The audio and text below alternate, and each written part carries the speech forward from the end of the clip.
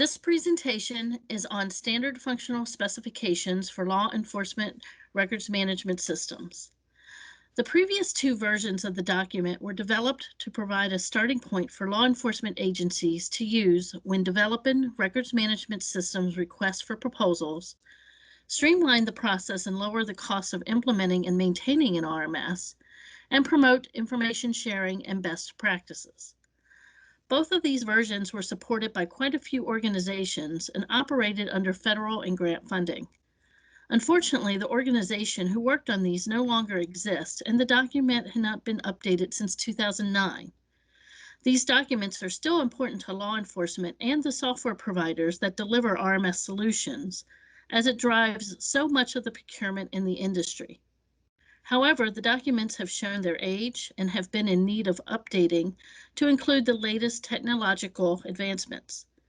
And practitioners have been asking how and when this document can be updated because they were still using the 2009 version. As a joint effort of the IACP's CJIS Committee and the IJIS Institute Law Enforcement Advisory Committee, the RMS Standards Task Force was formed in the spring of 2019, with myself being asked to lead the task force. I am Catherine Miller, and I work for the Montgomery County Police Department as the Program Manager for the National Capital Region Law Enforcement Information Exchange Program. I have been working with public safety systems for over 30 years, including working for a sheriff's office, an industry partner, and running this high-profile information sharing program for law enforcement for the last 14 years. NCR Links includes over 200 member agencies, and I work closely with the Links sponsor, the Naval Criminal Investigative Service, 14 other Links regions, and the FBI National Data Exchange Program. My co-chair and one of our team leaders is Todd Thompson. Todd is the Vice President of Strategic Development for Caliber Public Safety. Todd also has served public safety for more than 30 years. He began his career in McLean County, Illinois, as a deputy sheriff before transitioning to private industry, where he has served as a software trainer, project manager, business analyst, and now business executive. Thank you, Catherine. Continuing with introductions, our other team leaders include Crystal Cody, Melissa Winesburg, Jason Bussert, and Brian Parker. Crystal Cody is the Public Safety Technology Director for the City of Charlotte in North Carolina. Crystal has worked with the Charlotte-Mecklenburg Police Department for 21 years and was a key team member involved in the RMS, CAD, and vast majority of other technology systems implemented since 2001. She is currently responsible for all technology supporting public safety, including police, fire, and radio communications for the City of Charlotte. Melissa Winesburg is the Director of Programs with the IJIS Institute, leading efforts related to NIBRS implementation nationally, RMS standards development, usage, and promulgation, and supporting initiatives relating to justice reform nationally. She has over 25 years of experience working with RMS, Criminal Justice Information Systems, and NIBRS. Melissa previously worked with Optimum Technology to design both an RMS and NIBRS products. Prior to this, she worked in state government coordinating information systems initiatives. Jason Bussert has been captain of the Information Technology Division for the Oklahoma City Police Department since 2013. Jason has been with the department since 1995, working in patrol as a detective and a lieutenant over intel. Jason created a Metro Data Sharing Hub in 2014 for the Oklahoma City Metro Area Law Enforcement Agencies. He serves on the Major City Chiefs Association Technology Committee and currently oversees the city's RMS, Property and Evidence Management, Digital Evidence, Professional Standards, and body-worn camera vendor selection and implementation process. And finally, Brian Parker. Brian is currently a sergeant with New Hampshire State Police, serving in their Justice Information Bureau. He is New Hampshire's CSO, CJIS Systems Officer, as well as their ISO, Information Security Officer. He's been in law enforcement for the past 14 years. Prior to his law enforcement career, he was employed in private industry for about 15 years as an engineer. Back to you, Catherine. Thank you. The first part of 2019 was to recruit practitioners and industry partners to agree to volunteer their time to work on this project. We had a total of 25 practitioners and industry partners on this task force. This slide shows the entire team that worked to produce this version number 3 and represents extraordinary collaboration between both justice practitioners and industry partners. And as you can see from this slide, the membership on this task force spans across the United States and also includes several international members. And while much of this updated copy is focused on the United States, we did try to include international references where we could. The task force started off with a kickoff meeting in May of 2019, right before the IACP Technology Conference. Many months were spent reviewing the previous versions of the RMS functional specifications documents. The goal of the RMS Standards Task Force was to assess the state of the documents, work collectively to revise the contents to become more current, identify areas that were still relevant, and areas that needed significant rework and improvement. Previous versions of the standards were worked on, completed, and published with hundreds of thousands of dollars in federal and grant funds. Much work for this new version was accomplished with law enforcement practitioners and industry partners working together who committed to volunteering their time and expertise to this effort. Time was taken to identify funding and staff to complete and edit and add the graphics for the final document to be published. A huge thank you goes out to the IJIS Institute for making this final piece happen. And now, after many months of meetings, rewrites, reviews, and edits, we are proud to introduce the 2021 version 3 of this document. And what you are going to hear today are some highlights from each of our team leads. And towards the end, we're going to outline other ways to make use of this updated document. We are first going to start off with Melissa Winesburg, as her team covered some of the very beginning sections as well as a few others. Melissa? Thank you, Catherine. I would also like to take this opportunity to thank the other members of our team who worked diligently to complete this publication, including Jed Stone, Ben Bueller, Jim Althouse, and Bonnie Locke, team liaison. Our team covered general requirements for an RMS. When I speak of general requirements, the focus here was on architectures, standards, and functionalities that should exist across multiple modules. Our team focused on functionalities and attributes that help to simplify and streamline reporting across agency functions. For example, it is important to ensure that wherever possible, information is entered into the RMS one time. The other topics our team covered included incident reports, juvenile information, and the optional modules of civil process and protection orders. Each of the teams identified certain modules as core, regardless of the agency type or size. There were also optional modules identified, such as civil process and protection orders, which would primarily be handled by a county sheriff's office. It is critical to delineate these types of modules so that agencies that require give them consideration when exploring new procurement opportunities. Other key considerations our team reviewed were open architectures, state, national, and international standards, mobility, data security, and auditing. When we speak of open architectures, it's important when acquiring an RMS to understand whether the solution can connect to other systems. An open architecture is critical to facilitating information sharing across multiple systems. Just think about all of the different types of systems that your agency may need to connect to. The acquisition of a system that does not use open architectures and standards can make interfaces difficult to create and maintain. State, national, and international standards were another key consideration for our team. Throughout the publication, we emphasized the need to follow state, national, and international standards where applicable. This is key to the ability to integrate with other systems. We cannot continue to treat crime as if it only occurs within our borders. Human trafficking, drug trafficking, and financial crimes are just a few examples. This latest version of the publication focuses heavily on U.S. standards such as NEAM, NIBRS, and NCIC data collection standards, as well as UK standards, such as the Management of Police Information and Data Protection Act standards. In the future, we would like to review the possibility of adding references and text regarding other national standards to the document.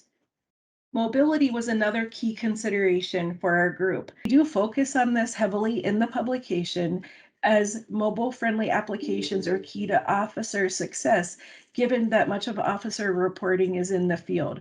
Solutions must allow for efficiency and effectiveness to ensure completion of timely reports.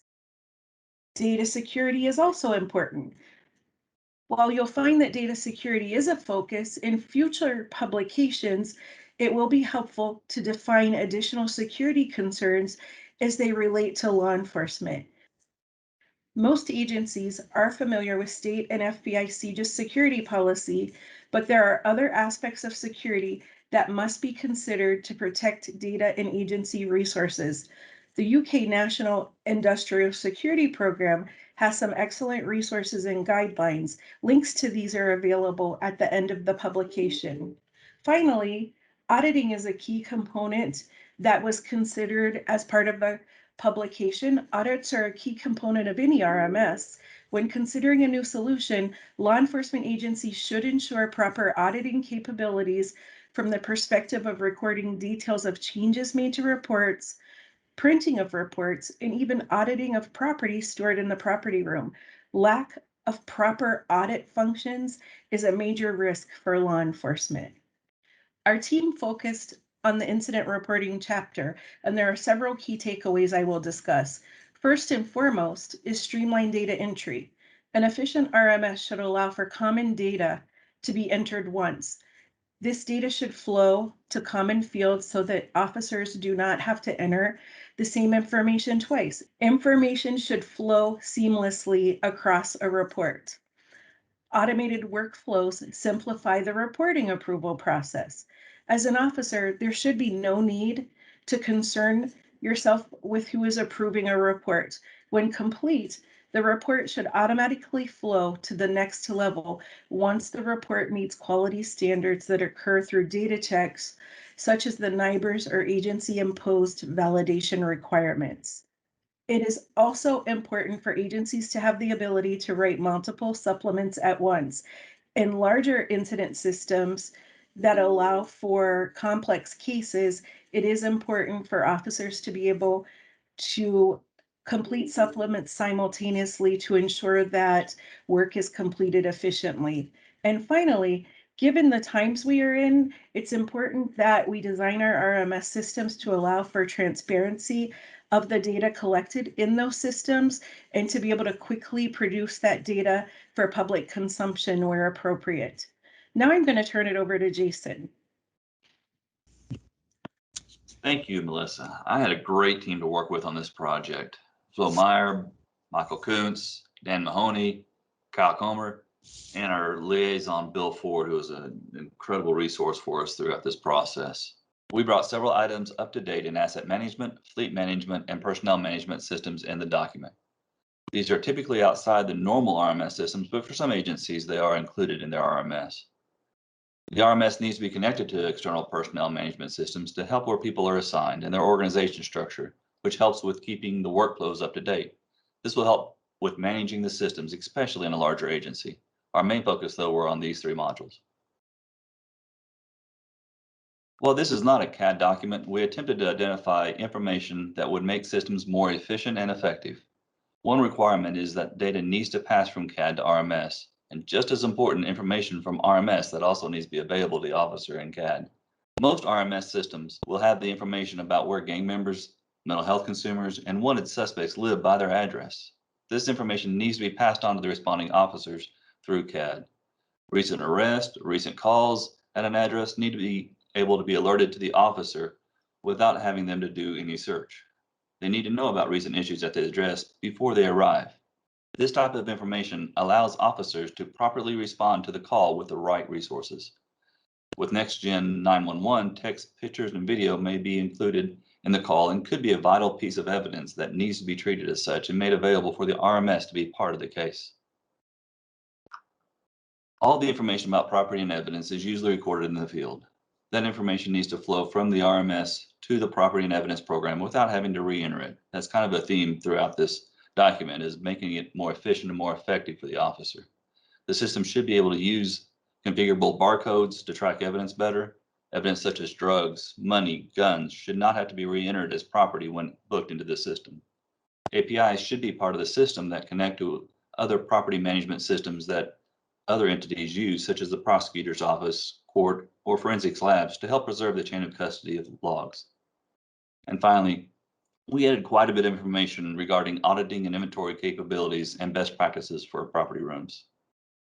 Digital evidence is the biggest addition to our section.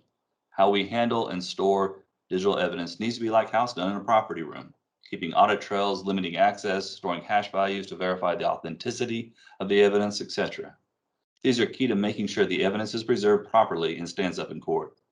As the evidence is collected, it must be attached to a case or incident in the RMS so it does not get lost.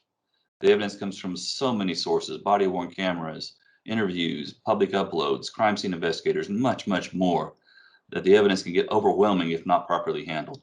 The amount of digital evidence that is collected on a case will only increase in the future. Being able to track and locate all the digital evidence accurately on a case is crucial for release to the prosecutor's office and for court. And depending on state law, the ability to purge the data efficiently when it is required is a must to be able to manage the data effectively. The information in the RMS and the digital evidence should move or link directly into the internal affairs system. Users should not have to re-enter information to include it in the internal affairs system, and as much as possible have automatic uploads from the devices. We did have quite a bit of debate where to list the early intervention program. We settled on including it in the personnel section, but it could have been in the IA section as well. Early intervention programs are valuable tools to help officers have long and successful careers. Most early intervention programs use components from both programs to determine employees that may need assistance or remedial training. Being able to perform trend analysis accurately in the internal affairs program and create reports is a vital part of what an IA system needs to be able to do. This helps determine areas where there may be training or policy issues. Not only able to meet the current reporting needs, but also be able to adapt to data collection and reports of the future. We listed several specific reports, but there are many, many more that agency specific that may be needed. Next up is Crystal. Thank you, Jason. First, I want to extend a special thank you to members of Team 2, that included Robert Osh, Dan Murray, Jonathan Lewin, and our IJIS liaison, Maria Cardiellos. Without them, these sections could not have been completed. Our team primarily focused on expanding requirements related to investigative case management, arrest, field contacts, and pawn. For investigative case management, we focused on items related to capturing intelligent case routing, capturing better case status information to allow detectives and officers more effective ways to prioritize their caseload, victim contact tracking for improved victim engagement, and more modern integrations with external systems. The arrest section was reasonably complete, but for data exchange updates, the ability to pull arrest histories for subjects, and noting the need for support of citations in lieu of arrest. For pawn, we added the inclusion of popular online secondhand retailers such as Craigslist, eBay, EcoATM, and other opportunities for integration with RMS when using standalone pawn systems. For permits and licenses, we did not make significant changes. And the same really goes for field contacts. So now we have included a special section for NIBRS, which is the National Incident-Based Reporting System. We focused heavily on the need for this new section dedicated to NIBRS reporting and the importance of agency records management systems supporting the collection and validation of NIBRS data. Any modern RMS standard must include specifications related to NIBRS, as the FBI has now sunsetted the Uniform Crime Reporting System as of January 2021. The team added a new section in this version to address the need for today's RMS system to capture NIBRS quality data, enforce rules on the way in, and validate reports based on cross-segment validations before reports can be submitted for approval. If your agency is not reporting NIBRS data, finding an RMS that enables this practice makes for a much smoother transition for your agency. Now I'm going to turn it over to Brian. Hi, everyone, and thanks, Crystal. I'd like to thank all the members of Team 3. That included myself, Corey Roberts, Ed Posey, Jana Caldwell, Cher Her, and our industry liaison, Bob Turner. It was a great group of people to partner with, and we saw that we had quite a diverse background. We were tasked with focusing on the chapters of warrant, booking, crash, citation, mobile, as well as system administration, with one of our main goals to see what was out of date, but we also wanted to see what could be improved, even if it wasn't a major change. We went through the sections to ensure they were still relevant, but we also wanted to make sure the material could be more easily understood by the end user, given that the audience reading this may not be familiar with some of the technical vernacular. The meat and potatoes stayed pretty much consistent for us, but we were able to improve on some of the areas by spelling out some acronyms. For instance, we changed MNI to Master Name Index, and we changed MVI to Master Vehicle Index, just like MPI with Master Property Index, really trying to make it easier for everyone to understand. Another key thing we changed was the inclusion of the CJIS security policy. When either the state CSA, your CJIS systems agency, or the FBI performs their ITS, which is the Information Technology Security Audit, it's important to know that all of your RMS and all the parts of your RMS will comply with all the mandatory requirements. It's good safety net just to know that you're going to pass your audit. Next up, we have Todd Thompson and Team 4. Thank you, Brian. And a special thank you to all the Team 4 members. Team 4 members included myself, Catherine Miller, Sean Regill, Mike Bell, and our liaison, Joe Heaps with the National Institute of Justice. So Team 4's focus was on executive summary, analytical support, reporting, interfaces, hosting, and auditing sections of the document. Our purpose was to refresh the relevancy and build upon the purpose of these sections by incorporating new technologies and changing RMS business practices since the last publication in 2009. We'd like to thank IJIS and IACP for the opportunity to revive a document rich with valuable information and industry insights.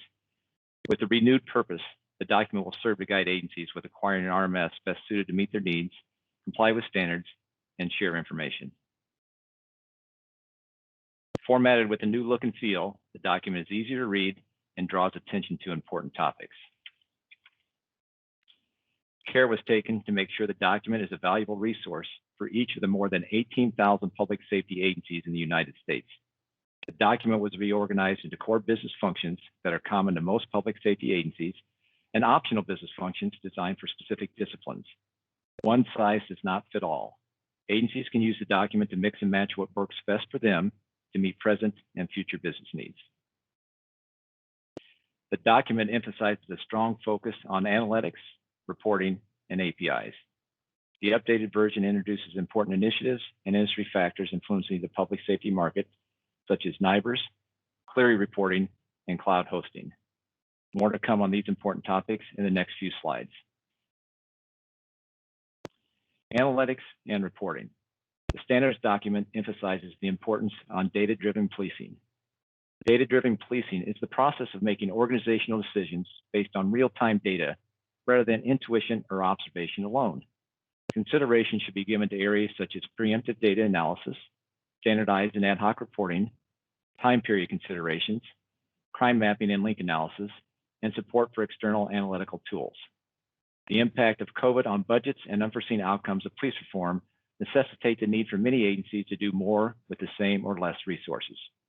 Solutions that improve data accessibility, data cleanliness, data centralization, and data clarity are critical to provide agencies with the right information in the right format to make informed decisions and drive organizational efficiencies. Clery reporting. Colleges and universities are required to report campus crime statistics under the Clery Act.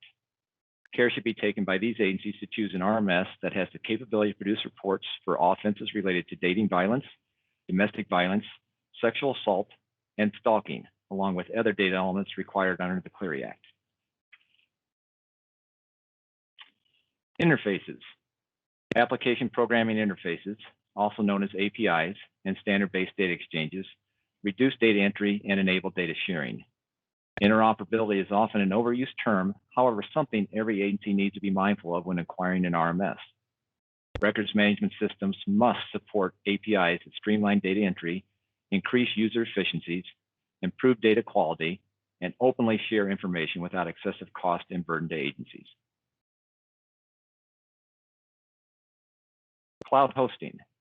Regardless of agency size or budget, cloud solutions empower agencies with an affordable, secure option to do more, while at the same time improving data accessibility and data sharing. Cloud solutions leverage modern technologies and security innovations. Cloud solutions free up agency IT resources, saving valuable dollars and allowing focus on other departmental priorities. Cloud solutions are evergreen, offering automatic updates.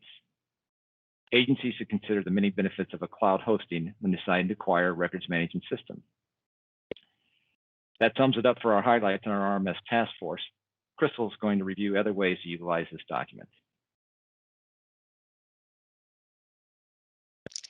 Thank you. So, when crafting the new functional specifications, the team approached it from a perspective that the audience and use of the document should have other uses beyond the standard RFP creation. We would love for you to consider using it to bring new team members in your agency IT group or in your centralized IT team up to speed to provide familiarity with standard law enforcement systems and workflows. It can also be used to educate command staff who may have responsibility for IT systems or who may be participating in an implementation project. The document also doesn't have to be used in its entirety. You can use specific sections if you are looking for a standalone system. Finally, make sure you explore the extensive resource guide in the appendix. The team included many references and links to useful information that will help persons who may be new to the criminal justice technology environment familiarize themselves with the abundant resources, policies, terms, and reference material required to properly manage and maintain RMS systems and associated modules. Building on what Crystal covered, I would like to share some perspectives as a public safety provider. The RMS Standards document is a valuable resource for both the practitioner and service provider communities. The document serves to provide a common understanding in business language between service providers and practitioners. It serves as a consistent set of functional requirements for service providers to develop and enhance systems. It serves as a baseline for service providers to think about compatibility with other systems used by public safety to streamline data flows, increase efficiencies, and improve data sharing. Lastly, it serves as a measure for service providers to evaluate compliance against a standard set of industry requirements. I'll turn it back over to Catherine to wrap us up. So this brings us to the dissemination of this version 3 of the document. We are hoping that this is our first of many presentations to get the word out that we have updated the previous versions of this important document. We are also in the process of working with all of these organizations to get the word out to their memberships. You can download a copy of the document from the presentation materials today, and please feel free to share with your colleagues. If you are associated with any of these organizations and would like a couple of us to present this, please contact me and we will do our best to accommodate requests. Thank you for spending time with us today, and I want to especially thank this incredible team of leaders on our task force, Todd, Melissa, Crystal, Jason, and Brian. This updated version of the RMS Standard Functional Specifications document and presentation would not have been complete without your knowledge, expertise, and leadership. And I would also like to thank the IJIS Institute again for helping to get this document finalized, edited, and published. And now we will go live to answer any questions or address any comments you may have.